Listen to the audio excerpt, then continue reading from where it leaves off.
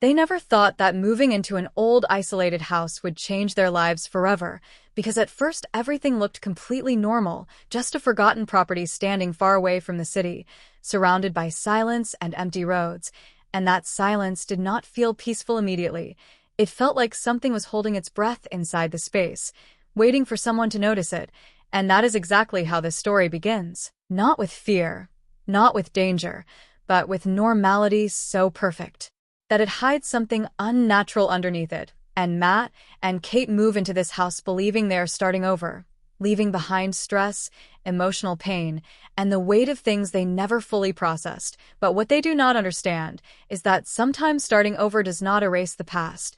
It only places you in a new environment where something else begins to shape your future. And inside this house there is something hidden behind the walls, a sealed space that looks like part of the structure but feels completely disconnected from everything around it, like the house itself was built around something it was never meant to reveal. And the moment they discover it, there is no dramatic warning, no supernatural signal, just a quiet moment of curiosity turning into decision, because humans never resist mystery when it is right in front of them, and once they open it, everything begins to shift. Not loudly, not instantly, but in a way that slowly rewrites how reality feels.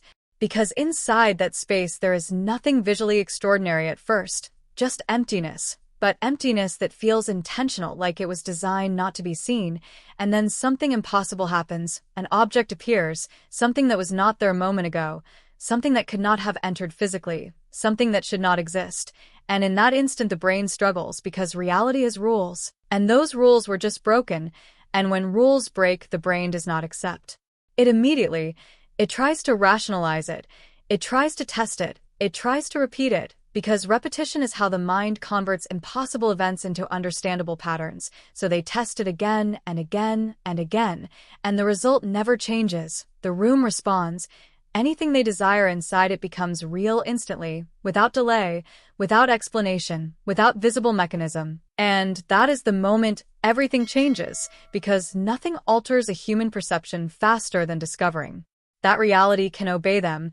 And at first it feels harmless, even exciting, like something extraordinary discovered inside their own home, like a secret advantage against life itself. But what they do not realize is that systems like this never remain small, because once proof exists, curiosity takes control, and curiosity always evolves into experimentation, and experimentation always evolves into desire. And desire never stays stable, because the human mind is not designed to handle unlimited access to anything it wants. But the room does not understand limits. It only responds. It only gives. And giving without limits is not kindness. It is structureless power, and structureless power always creates imbalance even when it looks safe at the beginning. And slowly life outside the room begins to lose meaning, not because anything changes externally, but because perception changes internally. Waiting becomes unnecessary. Effort becomes outdated. Patience becomes irrational when instant fulfillment exists only a few steps away. And every time they use the room, something subtle shifts, not in the objects created, but in their internal structure of thinking, because the room is not just producing things, it is rewriting expectation, it is changing how desire works, it is removing the natural delay between wanting and receiving, and that delay is what gives value to anything in life. Because without effort, value collapses, and without value, meaning begins to dissolve, and that dissolution is so slow that it is almost invisible at first, but it is always progressing. And Kate begins to see the room emotionally as something that can fix pain, something that can replace loss, something that can fill emotional emptiness, while Matt begins to feel something different, something quieter, something more cautious, because unlimited systems always carry consequences, even when those consequences are not visible yet, and the more they use it, the more their perception of reality outside weakens. Because why accept limitation when limitation no longer applies? And slowly, without noticing, their relationship begins to shift, not through direct conflict but through perspective, because when two people gain access to infinite possibility, they stop thinking in the same way.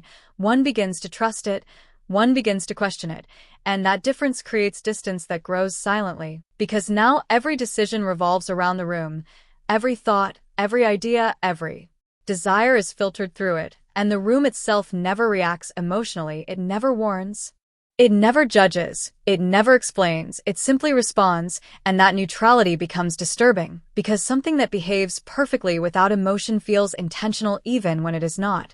And as wishes become more complex, the room begins to reveal something more disturbing. It does not give what is spoken, it gives what is meant at a deeper level, and human intention is never clean. It is layered with fear, memory, trauma, hope, contradiction, and regret. So every wish becomes slightly distorted, not in obvious ways, but in outcomes that slowly accumulate over time until reality itself feels slightly off balance, not physically, but perceptually, as if something fundamental is shifting beneath everything they understand. And yet the room remains unchanged, silent, consistent, waiting, as if observing without observing, and that creates psychological pressure. Because when something reflects your desires too accurately, you begin to question whether it is showing truth or exaggeration of your inner self, and dependency begins, not through force, but through comparison. The real world becomes slower, less satisfying, less responsive, while the room becomes immediate, perfect, efficient, and this imbalance removes resistance from the mind. And once resistance disappears, escalation becomes natural, because nothing feels like enough anymore, not because desire increases, but because satisfaction has been rewritten. And this is where transformation begins, not in what they create, but in how they interpret creation itself. Because when anything is possible, meaning loses structure. And when meaning loses structure, emotional stability begins to collapse quietly, without dramatic events, just gradual erosion of perception that changes how they see everything, including each other, and the relationship begins to fracture. Not through sudden arguments, but through growing differences in interpretation. One sees salvation, one sees danger, one sees opportunity, one sees destruction, and neither perspective is fully wrong, because the room does not choose outcomes. It amplifies intention, and intention is never single-layered. So consequences become unpredictable, not because the system is random, but because human desire is inconsistent. And over time, the boundary between real and created begins to blur, because repeated exposure to instant reality changes how the brain defines reality itself. And when that boundary weakens, everything becomes interchangeable. And that is where the real horror lies, not in destruction, not in violence, but in the slow removal of limitation, because limitation is what gives structure to existence, and without structure, everything becomes equal, and when everything becomes equal, nothing feels valuable anymore, and by the time they begin to understand what is happening, it is already too late, because the transformation is not happening around them, it is happening inside them, and the room remains exactly the same, silent, waiting, responding as always, as if nothing inside it ever mattered at all.